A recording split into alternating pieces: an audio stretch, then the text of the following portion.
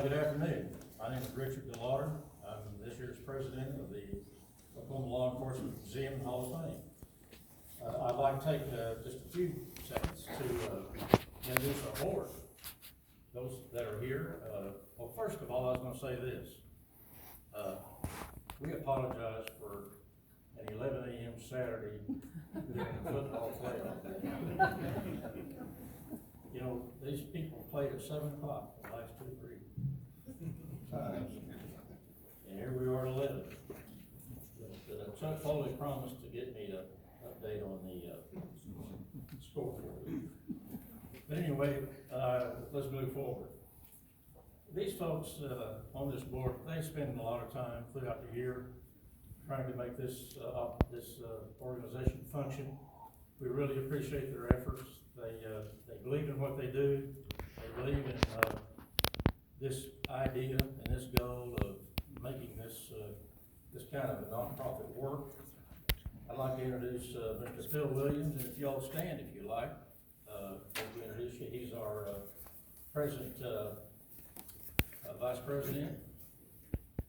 Nate Tarver, secretary. Chuck Foley, treasurer. And board members include Perry Proctor, Randy Wesley, Michael Bell, Charles Ryan, Bob Allman, Brad Craig, Julie Harris, and former Lieutenant Governor Carl Lamb. Give them a hand.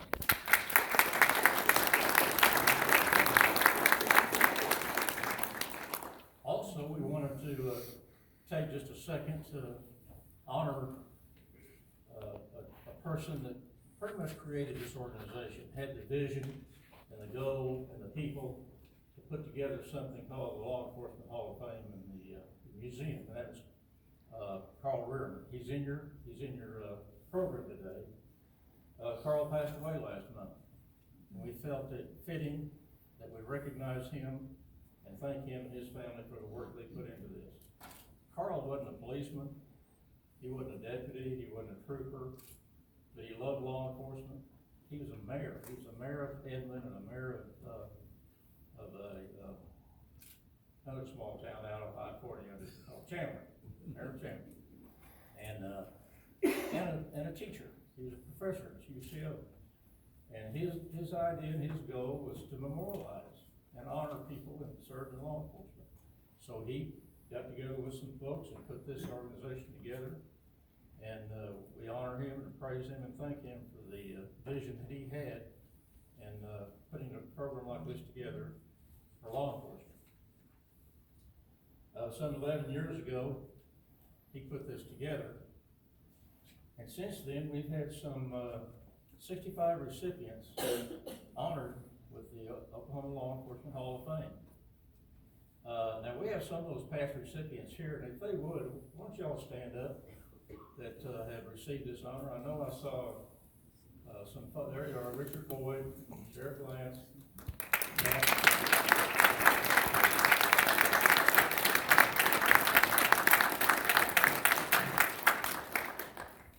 I heard this story the other day that I just had to share. And it was, had to do with the police department that had a recruit class graduated. And they had this one fellow, this one recruit, that was notified that he would have to go like the others before the director of training for one final test. They had completed their recruit school. They had one final test. So the superintendent of the school asked him the question. He said, you're on the street and you come up on an intersection. One corner of the intersection has people running from a jewelry store with guns. The second intersection has an elderly lady being beaten up and her purse dragged away from her. The other intersection has a really bad accident. Cars upside down, people trying to rush to that. And then there's the fourth intersection, has a crowd of people gathering there, onlookers. What is your first action? Said, my first action is to take this shirt off and join the onlookers. Well, that is not this group. This group did not take the shirt off. They jumped in through exemplary careers and made this state a better place. with these, with all they've had to do and all they've had to learn and all they've had to instruct and all they've had to help all the people involved in law enforcement in their particular area. Well, there's where we are today, honoring those people. And we have some individuals here today that are gonna help us do that. And we appreciate their efforts. First, I'd like to introduce Mr. Mike Hunter, was elected Oklahoma's 18th Attorney General on November 6, 2018. In this role, the safety and security of all Oklahoma is his top priority. Paramount to that mission, Attorney General Hunter interprets his duty as Chief Law Officer of the state of Oklahoma to include robust support for law enforcement personnel and their families. For example, Attorney General Hunter has been adamant the Safe Oklahoma grant remain available to law enforcement for important aid like overtime pay, breaking up violent gangs, seizing drugs and weapons, or upgrading communication systems. These funds keep our officers on the front line safer and better equipped to reduce crime. Attorney General Hunter has also sought additional tools for law enforcement to help curb the ongoing opioid epidemic. He created the Oklahoma Commission on Opioid Abuse, which recommended several key policy changes that have gone into law, including criminalizing the possession of illicit fentanyl. After obtaining an undergraduate degree from Oklahoma State University and a law degree from the University of Oklahoma, Attorney General has served the state in a variety of roles. He grew up on a family farm in Garfield County and has been married to his wife Cheryl for 38 years. Please welcome me, or join me in welcoming Attorney General Hunter.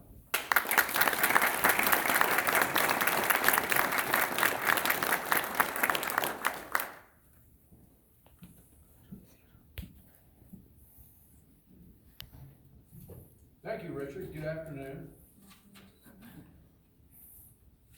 There's a football game today.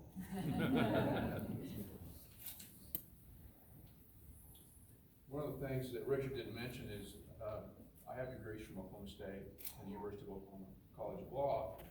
Just so happens that I am the only graduate of Oklahoma State University to ever serve as Attorney General in the state of Oklahoma. And I'm sure there are Sooner fans out there who are saying, I'm not surprised, there's only been one.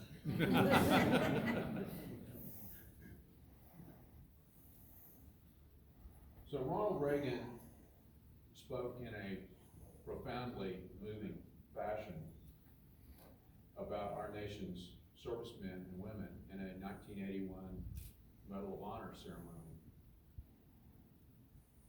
as follows. Reagan said in his book, The Bridges of Toko-Ri, James Michener wrote movingly of the heroes who fought in the Korean conflict. In the book's final scene, an admiral stands on the darkened bridge of an aircraft carrier, waiting for pilots he knows will not return. And as he waits, he asks in that silent darkness, where did we get such men? That question today, I think, is equally pertinent to the men and women who begin each day putting on a badge and leaving their families to protect the life, liberty, and property of others, with a stark knowledge that this might be the day that they might not come home. So I asked, as Reagan did that day, where do we find such men and women?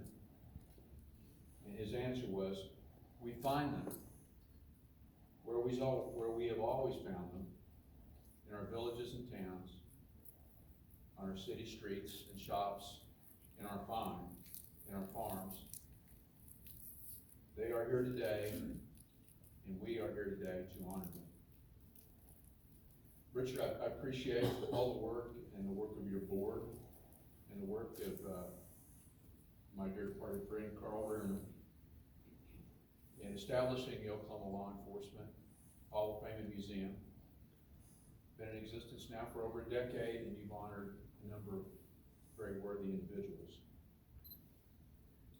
And this is exactly how we should honor our state, by wearing a badge and a uniform. putting their lives on the line. I want to take just a minute and make certain that I honor not only law enforcement officials who are here today, but their family, their supporters, and the guests who joined us for today's celebration. Thank you for being here. I am humbled to join you all today to help recognize the heroes among us. They are about to be inducted into the Oklahoma Law Enforcement Hall of Fame. That's why we're here. And they will receive the William Matthew Bill Tillman Public Service Award. Bill was, of course, the legendary lawman, remembered for his work in bringing outlaws and scallywags to justice in the Old West.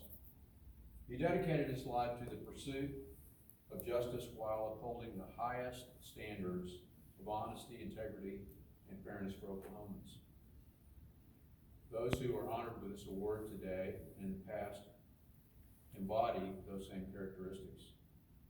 They have brought honor, outstanding contributions, and professionalism to advance law enforcement. And I'm proud to stand before you today to say that this year's class is no different from any of their predecessors. They have each demonstrated selflessness, bravery, and integrity during their careers while earning and preserving the public's trust. We are thankful to God for your courage, your dedication, and for all that you've done to keep us safe. And again, to the family members, friends, and supporters of our inductees today, and current law enforcement, of course, thank you for allowing your loved ones to protect our communities and our neighbors. I want to say, as your Attorney General, that I have no more important responsibility than to support our state's law enforcement personnel and their families. To that end, I will continue using our office to push for more resources and tools for those who occupy the thin blue line. Thank you all again for being here. May God continue to bless each and every one of you. And before I turn it back to Richard and Lori, I want to take this opportunity to start a new tradition at this annual ceremony. As the Chief Law Officer of the state of Oklahoma, I think it is only appropriate that all new inductees receive an official commendation from the Attorney General's office to honor their service. It will read as follows. In recognition of your courage and loyal service to the state of Oklahoma and its citizens, I commend you for your heroic work. As a law enforcement professional, you are on the front lines and tasked with keeping Oklahomans safe, even if it means putting yourself in harm's way. For your selflessness and dedication, you're owed a debt of gratitude that can never be fully repaid. Therefore, by the power and authority vested in me, I hereby confer on you this official commendation from the office of the Oklahoma Attorney General. Thank you again, and thank you for the honor of allowing me to participate in today's ceremony.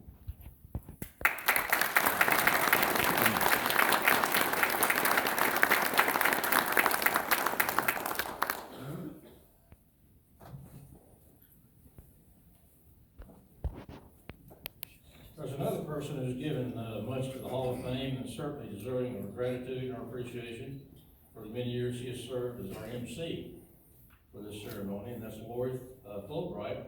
It's also known and used on 6 Anchor. Lori anchors the 5, 6, and 10 p.m. newscast on Channel 6 in Tulsa. She has been the channel's crime reporter for 27 years. She has covered countless crime scenes and interviewed countless crime victims, criminals, and law enforcement officers in her pursuit of accuracy in reporting. She speaks to groups all over the state about crime safety and how to avoid the current cons, frauds, and scams. Lori has traveled the world covering Oklahomans. She went to Iraq, covering Oklahoma soldiers on the war front, flying missions in Black Hawk helicopters. She went to Bosnia to cover our country's peacekeeping mission and interviewing the Oklahoma soldiers who rescued Captain Scott O'Grady after he was shot down in that country. She went to London to ride with bobbies on the street to see how they work without the use of guns, and she spent a year in Denver covering the OKC bombing trials. Lori won the 2015 Oklahoma Association of Broadcasting Award for investigative reporting and is a two-time Emmy Award winner for her reporting on a house fire that killed 5 people in Tulsa and her coverage of a Tulsa police officer killed in the line of duty. Lori has also received the DARE Achievement Award and the FHA Hero Lifetime Achievement Honor and is a former board member of the International Association of Cold Case Investigators. She is a former board member of the Citizens Crime Commission and operated the Crime Stoppers organization. Please welcome Lori Fulbright.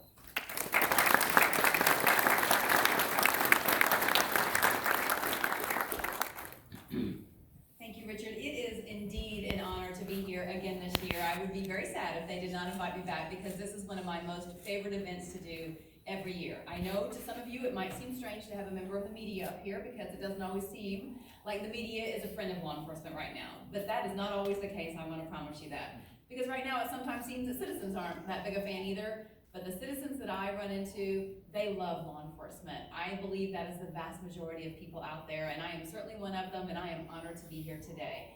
I know sometimes you'd like to see more positive stories from the media about law enforcement, but let me tell you what I run into after interviewing cops for the last 27 years. I'll call and say, you saved someone's life, you did something extraordinary, let me do a story. And you know what I get? No, thank you. I was just doing my job. It is that humility, that humble side that I love about law enforcement officers, that no matter how amazing we think what you do is, to you it is simply doing your job. But I know the people that we are going to induct today have a lot of awards on their resume. Too many for me to tell you all about today. But this, you guys, I want you to take a moment to enjoy this moment and take it in, because this is the highest award there is, to be inducted into the Oklahoma Law Enforcement Hall of Fame. There are a lot of people out there, you guys, who have had an amazing career, but they're not inducted into the Hall of Fame. This is for those who go above and beyond, the above and beyond. And so we want you to enjoy this day, we want you to enjoy this accolade, and really take it all in. And as you come up to receive your award, to your families, we want you to enjoy this too. So you get out here, you take all the pictures you want, you won't be in the way. We'll make them stand here as long as we need to, so that you get every picture that you want. Because I know they're gonna run and get their award and run. We're not gonna let that happen, because we want everybody to really enjoy this moment and take it in. And we do every year. When I get the list of recipients, I think, surely they can't be more amazing than last year, because every year, when you read their accomplishments, it is stunning. Well, we have some this year that are equally stunning, and I know that you are just going to be as bowled over by their careers as I was when I got to read their biographies. Now, before we start with our inductees, however, I would like for those of you who don't know to know that one of last year's recipients, retired Homicide Sergeant Mike Huff from Tulsa Police, who had a very distinguished career, just recently had a stroke, and he is being moved to a rehab facility. I talked to his wife just yesterday, and they are just asking for your prayers that he have complete and full healing. So I want to let you know about Sergeant Huff. Okay, you guys, we have some amazing people, and I need to start reading about them, because even though I tried to shorten them a little bit, they are still quite amazing, and I didn't want to leave anything really important out. I've been doing this, but I think this is the first time I've ever seen a husband and wife team both inducted, and so that's a pretty unique situation. But then, Dennis and Karen Lippy, you guys are pretty unique people, both individually. Their service and legacy are so impressive, but as a team, what they have accomplished is just that much more astounding. So I'm going to tell you about Dennis first. He joined the Oklahoma City Police Department in 1968 and retired 28 years later. But what he's done to preserve and honor those who have gone before him is truly what sets him apart. Dennis has served as the chairman of the Oklahoma State Lodge FOP Memorial Committee and been instrumental in planning the annual Oklahoma Law Enforcement Officers Memorial Service for 34 years. Everything. He does everything from printing and sending some 800 invitations, doing all the programs, contacting the speakers and the singers and the honor guards, to ordering flowers, and even making sure there's enough bottled water at the event. He does everything. He meets with civic groups to discuss the fundraising. He maintains a list of more than 800 line-of-duty deaths and keeps a list of all known Oklahoma surviving family members. He's been the chairman of the Oklahoma Law Enforcement Memorial Organization for 24 years. And in 1990, Dennis began researching all of the law enforcement line-of-duty deaths in Oklahoma, both before and after statehood. He puts those stories on the Oklahoma Law Enforcement Memorial website and the Facebook page. He is constantly updating those stories so that those sacrifices will never be forgotten. He is the reason that more than 200 fallen officers have been added to the National Law Enforcement Officers Memorial in Washington, D.C. And in '97, he compiled a list of all the engraved names on that memorial and their location. And in 2005, he started writing short stories, I mean a whole story, about each fallen Oklahoma officer. And with the help of his wife, of course, got all those stories typed up and submitted just in time for the Oklahoma History Center for their grand opening. So there could be a kiosk provided where visitors could go and look up those stories they would otherwise never know about. Under Dennis's leadership, the oldest law enforcement memorial in the U.S. was totally repaired and renovated last year. He also served on the Names Committee of the soon-to-be-built U.S. Marshals Museum and Memorial in Fort Smith, Arkansas. He's also served as the secretary for the Oklahoma City Lodge FOP for 14 years, served 6 years as secretary-treasurer for the Western FOP State Association that's made up of 18 different FOP states west of the Mississippi. He joined the Oklahoma Hombres, a nonprofit educational association for the preservation of lawmen and outlaw history in Indian Territory, and he served on that board for 15 years. He has simply too many awards to mention: Man of the Year, Member of the Year, Lifetime Achievement Award, and many, many more from the Oklahoma City FOP. Now let me tell you about Karen. She joined the Oklahoma City FOP Auxiliary in 1971, and she too has held numerous offices, including that of president. On the state FOP Auxiliary, she has served as Auxiliary Guard and Vice President. She's been the chaplain for 11 years, including still today, and clerk. She's been the chairman of the Oklahoma Law Enforcement Memorial Committee since 1985 and still is to this day. She's also coordinated the statewide Law Enforcement Appreciation Day. At the National FOP Auxiliary, she's been elected a trustee, a National Guard, a National Secretary, National President, served on the National Concerns of Police Survivors Board, and co-chair of the National Peace Officers Memorial Service Committee in D.C. She has worked with cerebral palsy telethons. She's participated in the National Easter Seals Telethon in California, helped organize the annual Easter egg hunt for all OCPD family members and employees. She'll go to attend city council meetings when necessary. She has set up auxiliaries in Oklahoma and out of the state. She has served on the Names Committee in D.C., the board that determines whether an officer's death was considered to be in the line of duty. She registers and escorts and helps surviving family members during the Oklahoma Law Enforcement Memorial Service, and has spent, too many hours to count, sitting with officers' families at hospitals and even planning some funerals. You talk about a power couple, they are it. So Dennis and Karen together worked bingo 3 nights a week for 2 years, you guys, to raise money to build a lodge hall for the Oklahoma City FOP Hall. They've attended and worked on the National Peace Officers Memorial Service in D.C. every year for more than 20 years. They don't just serve a year or two and then move on. You can tell everything is 15 years, 20 years, 12 years. They've manned the law enforcement memorial booth at state and local conferences. They've organized the Oklahoma chapter of the Concerns of Police Survivors. They travel all over the state. You guys, I can just picture them doing this, getting in their car, taking their snack bag, and off they go. But they travel all over the state, and they locate the graves of fallen officers, and they photograph those headstones. So make sure that they have them for historical records. You can even count the number of FOP and memorial events they work together. You can't even count them, how many they've worked together over the years. I love this. Dennis has always said when someone asks him to do something, you want one of us, you get both of us. And aren't people glad of that fact? How fortunate that these two have dedicated really their entire lives to making sure that our history in law enforcement is kept alive. The impact they've had on law enforcement and that community, you guys, it is truly hard to measure. So we are so proud today to have our first inductees today of 2019. Dennis and Karen Libby, please come forward and be inducted into the Hall of Fame.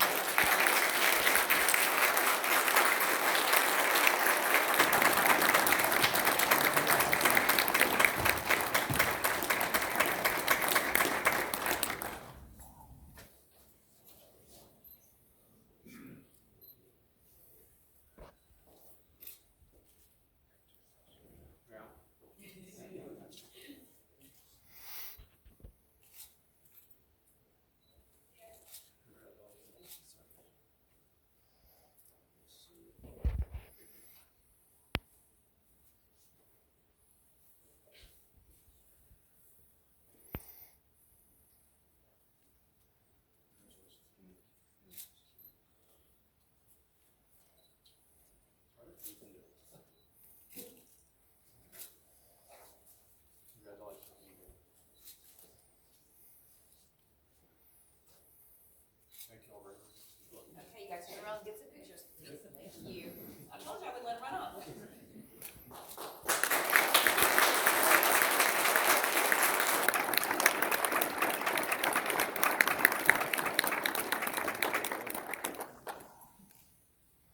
you all so much.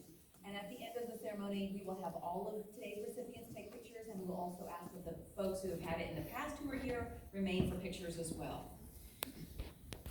Okay, you guys, I love this one. I love all these stories. I'm a storyteller, and these are all such great stories to tell, and I'm so honored to do that today. So, Nathaniel Tarver is our next inductee today, and he is the epitome of a self-made man. He grew up poor in Tulsa, and one day in 1979, when he was going to pay his utility bill, he saw a notice recruiting police officers for the city of Moore. So he decided to ditch his job in banking and finance and apply. He got hired and had no idea how that decision would impact the next 40 years of his life. Isn't it amazing how sometimes we think we have one journey planned, but fate has another? And thank goodness for that twist of fate in this case. Nate was the first African-American police officer in Moore, and his character and his beliefs allowed him to overcome numerous challenges along a journey that's been filled with some heartache along the way, but many, many successes. The thing about Nate is he's always believed in the mission of law enforcement to serve and protect citizens no matter who they are. And that was never more apparent in this most famous story. Johnny Lee Clary was the famous KKK Grand Wizard in Moore. He was attacked and could have died until Nate is the one who stepped in and saved his life. Clary's life was later featured in a documentary, and Nate was included in that story, as you can imagine.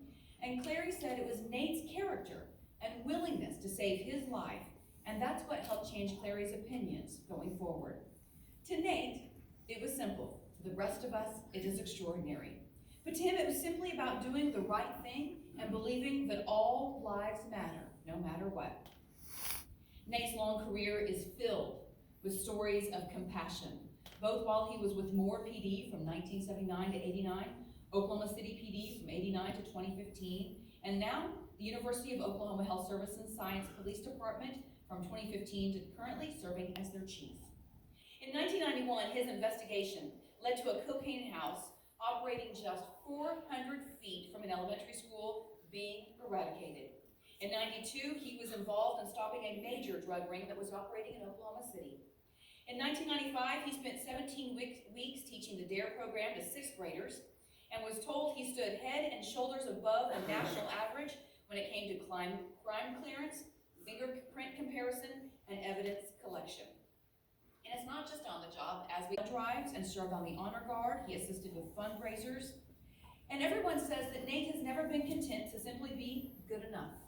So he went through an additional 2,800 hours of schools and training focused on management, leadership, education, and training. He was repeatedly asked to serve on promotional, advisory, and hiring committees, and has a reputation, well-known reputation, for character, loyalty, honesty, and service. Nate has served on the State FOP Executive Board for 12 years, and those who have served with him say he is a role model for what all board members should strive to be. He is particularly praised for his critical thinking, his calm demeanor, and his great attention to detail. He has volunteered countless hours with both the state and national FOPs. He has set the standard for all board members who follow him. One person in his nomination wrote, "Nate's leadership and humility are just two of the things that set him so far apart from others. He has been a mentor to so many who came after him in all stages of his law enforcement career. You name an advisory committee or a board, and Nate has served on it. And he has received so many awards and commendations over the years." Another person in the nomination form wrote, "The long-lasting contributions he made to his citizens, his co-workers, and fellow officers are a true testament to the very heart and soul of this man." Please congratulate Nate Tarver as he's inducted into the Hall of Fame.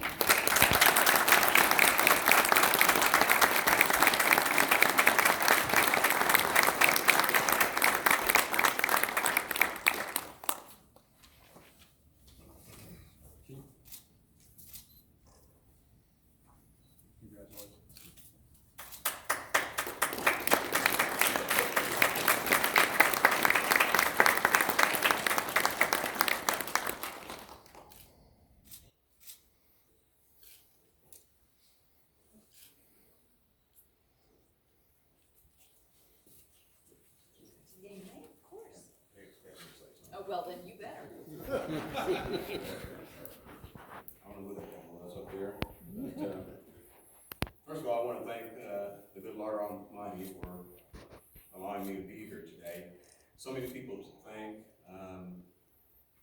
First of all, I'd like to thank my family, my daughters, my three lovely daughters that are here today. They have been very supportive of me. Obviously, I started my career long before they were here, so they were inducted into the law enforcement lifestyle, and of course, with me knowing as many people as I gotten to know over the years, they couldn't get away with anything, so they remind me of that.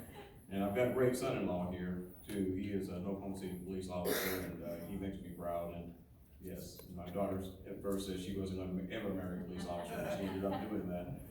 So there's so many people I can thank, but the main thing I want you all to know is that the person that I am, the person that I have become, is because of the influence I've had for the people that have come into my life. I've tried to take a little bit of something from each person that I have been in contact with, and that's the culmination of that is the man that I am today. And so I'm very appreciative of all those people who have taken some time to show me things, to be a mentor to me. You know, Martin Luther King said that the time is right, always right to do the right thing, and that's what I've tried to do in my career. He partnered with me with people who have taken care of me and shown me things, and so I'm thankful for the people and officers that I work with at Moore. I'm thankful and appreciative of the officers I work with at Oklahoma City, and my new family, the OU Health Sciences Center. I have a group of them who come to support me today, and I'm very proud of these men and women, proud to work with them. So my last thing I want to say is, in the great words of Gladys Knight and the Pips, I've had my share of life's ups and downs, but faith's been kind, and the downs have been few. I guess you could say I've been lucky. I guess you could say that it's all because of all of you. So thank you very much.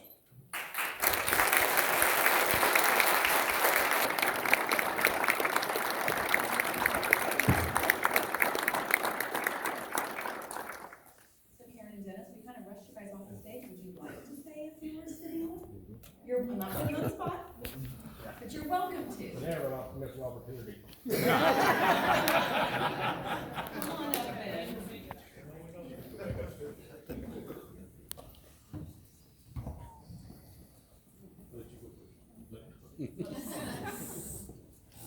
Well, Nate kind of summarized exactly what I was going to say.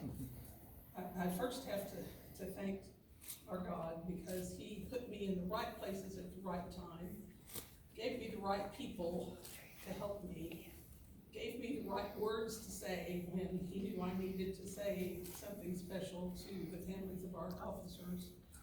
I need to thank my family, because they were very, very, very little when I first got, well, actually, my youngest wasn't even born when I first got started into the law enforcement world. But they've allowed me the time to do the things that I have a passion to do for our law enforcement officers and their families. So I thank my family, and especially thank this one. I don't know if I thank you or not, you got me into all this. But like Lori said, Dennis and I, we're always together. We always do everything together. If he's doing a project and I can help him in any way, I always do that, and he does the same for me. And I also need to thank my friends that have supported me over the years doing what I do. And you all need to know that what I've done has just been completely out of love and passion and compassion for our fallen officers' families. I never did anything because I thought I needed to do that. It was just, that was what I needed, and that's where God put me, and that's what I wanted to do, and it's all come right from my heart. So thank you very much.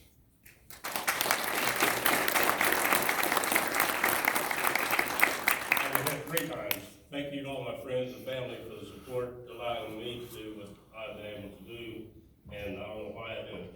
I don't, you know, in high school, I got introduced to Oklahoma history, and I loved it, and I guess that was a little spark maybe that helped me here, to do the work that I do. But Lori was reading my story, but a lot of that is Karen's story also with you, right along with me. On our website, the stories of all the officers, I didn't type all of them, but and a lot of them I typed, and she come back and,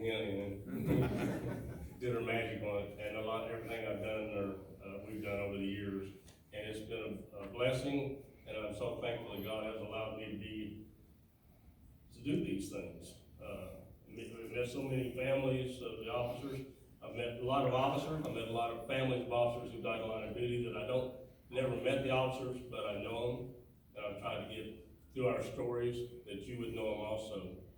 This tie was given to me by a fallen trooper's wife. It's one of our first services that we dedicated his name. So, anyway, thank you for your support, and we've got more to do. Thank you.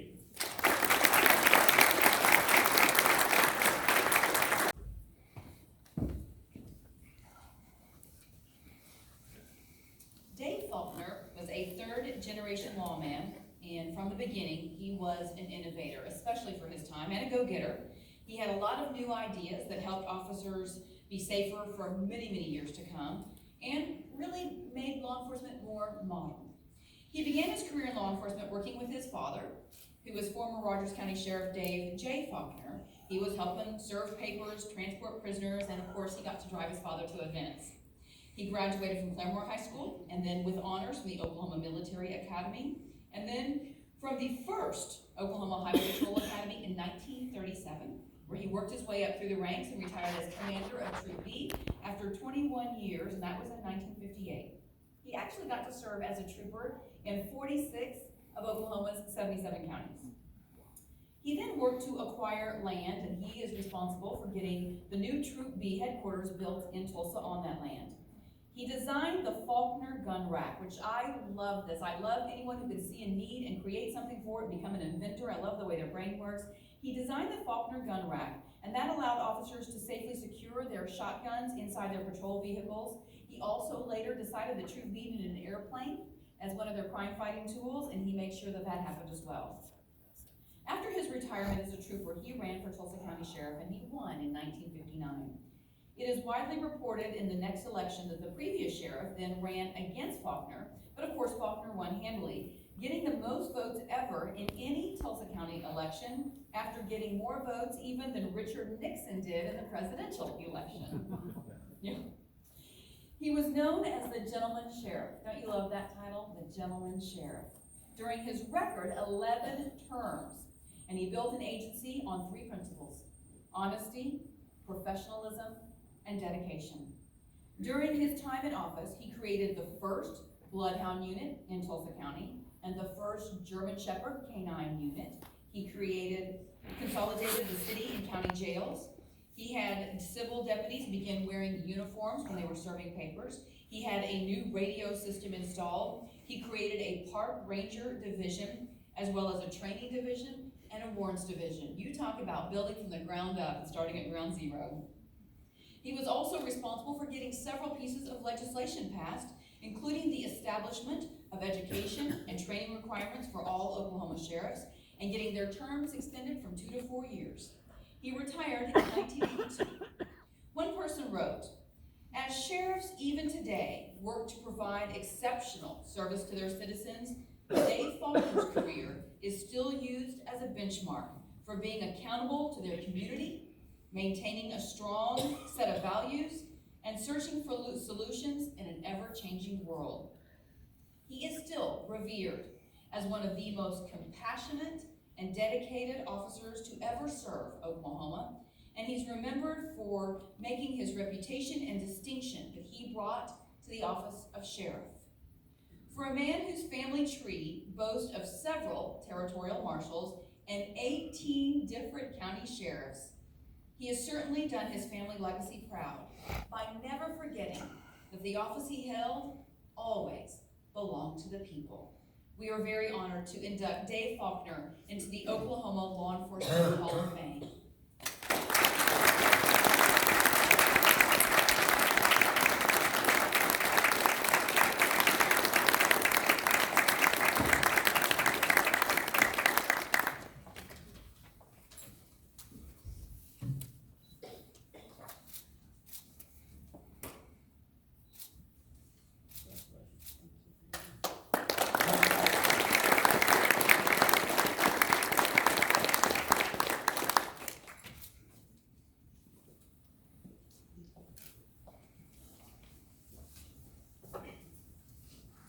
Thank you so much. I am Michelle Denton, and I am Dave Faulkner's niece. You have already heard all the accomplishments that Dave made over his many years in law enforcement. So I think I will just take a moment and a personal note and share what the man meant to me. We moved to Oklahoma a year after he became sheriff. To an 8-year-old, okay, he's a sheriff, but I had never met him before. But before long, he became a major force in my life. One of my first memories was a trip to Lyons Indian Store for moccasins and then off to Mohawk Park for the annual Indian powwow. Dave was very, very proud of his Cherokee heritage. He put me right on the old wooden bench with the dancers and the drummers. In the summer, I would tag along on trips to the farm to feed the horses. Then there were the trips to the courthouse to eat beans and cornbread up on the top floor in the jail cafeteria. When my dad was having surgery, it was my father-daughter banquet for Girl Scouts, so who filled in? My Uncle Dave. I felt like a celebrity because everyone there knew who he was, and I became the popular girl that night. I walked the streets of Tulsa in a dress and Mary Jane patent leather shoes in August, going door to door with Vote for Dave Faulkner pamphlets. At the end of the day, I was so tired and so hot, and I did tell him this years later, I put the rest of the pamphlets down the sewer. At Christmas time, I was at their home with all the deputy wives as they were sending out Christmas cards to what seemed like all of Tulsa. I was in charge of a wet sponge on a saucer to put the stamps and put them perfectly square on each envelope. As I grew older, I got promoted to the main table and got to address the Christmas cards. Oh, the political rallies. What fun, usually held at Lakeside Amusement Park with food galore and everything was free. But the best memories of all was the Tulsa State Fair. My birthday falls during the fair, and it was the destination of all my birthday parties. Old friends to this day still send me birthday greetings and talk about the fair and my Uncle Dave. Dinner at the fair was Johnny Harden's Kentucky Fried Chicken in the sheriff's trailer. The deputies treated us like royalty and took us all over the fairgrounds in the golf carts. I even got to pick out the biggest stuffed animal on the midway as my birthday gift. There are so many more stories and memories of my Davy, but he was not only a fixture in Tulsa, Oklahoma, but a very important man in my life. So with that said, I am so blessed and pleased to accept this medal and plaque on behalf of his family, especially his daughter, Walia Davis of New York, who's out of the country and couldn't be here today to share in this very special day. Thank you.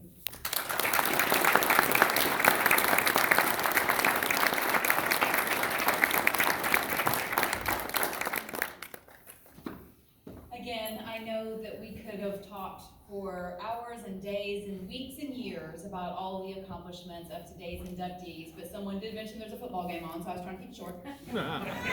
Just the things that you heard today are just the tip of the iceberg. For really we are honoring today are lifetimes of service. And that just cannot be overstated. We are just so fortunate as citizens of this great state to have men and women serving and protecting citizens to this caliber. And we are so appreciative for every minute, for every story, for every sacrifice, for everything that you've given to your state and your citizens. And we can just never thank you enough. And we do hope that you enjoy this very esteemed moment by receiving this very, very high honor. Again, let's give a big congratulations to all of today's guests.